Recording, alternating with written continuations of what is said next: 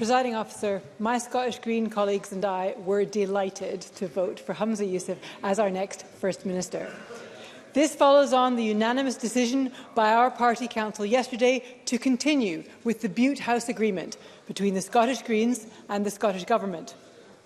Today represents a historic milestone, our youngest ever First Minister, our first Muslim leader, and the first minority ethnic leader of a devolved government in the UK.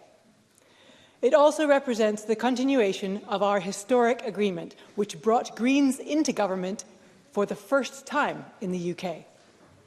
Humza Yousaf has been a great supporter of the Bute House agreement. That support has been consistent and strong throughout the last 6 weeks, and for that he has my and my party's gratitude. Presiding Officer, let me take this opportunity to remind the Chamber why the Bute House agreement is so important to us and to the future of Scotland. Firstly, the agreement is built on a shared commitment to constructive, collaborative, grown-up politics, a politics which builds on good faith and trust as core values. The kind of grown-up collaborative politics that this Parliament was designed to embody, that citizens take for granted in other modern European countries. We sit here today in this horseshoe shape for a reason. The design of this chamber seeks to be a rejection of the adversarial opposition for opposition's sake style of Westminster politics. Like so many parliaments across Europe, here in Holyrood, we sit together in a semicircle to build consensus across the chamber. Secondly, the Bute House Agreement reflects the pro-independence ambition which Scotland voted for in 2021. It delivers a government that is committed to Scotland becoming a modern, independent nation at the heart of the European Union.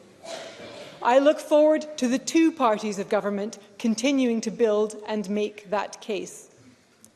Finally, the agreement is based on a bold and progressive policy platform that is making Scotland fairer and greener. I am proud of what we have already delivered in the first 18 months of our collaborative government: an emergency rent freeze, free bus travel for young people, record funding for the nature and climate emergencies, doubling the Scottish child payment, an active travel investment programme that rivals the best of our European neighbours, an energy strategy that recognises that we need to leave oil and gas in the ground, and more. I look forward to building on those successes, delivering more for the people of Scotland, our climate and our environment. Because, Presiding Officer, our work has only just begun. From delivering on our commitment to create highly protected marine areas so that our oceans can regenerate after decades of decline, to a bold new climate plan, we will deliver a greener Scotland. From bringing in permanent rent controls and new rights for tenants to delivering new social security protections, we will deliver a fairer Scotland. And from banning cruel conversion practices and bringing in safe access zones around abortion clinics, we will deliver a more compassionate Scotland. Presiding Officer, let me conclude by saying that my Scottish Green colleagues and I look forward to working with the new First Minister and Scottish Government to deliver a fairer, greener, independent Scotland. It is needed now more than ever before.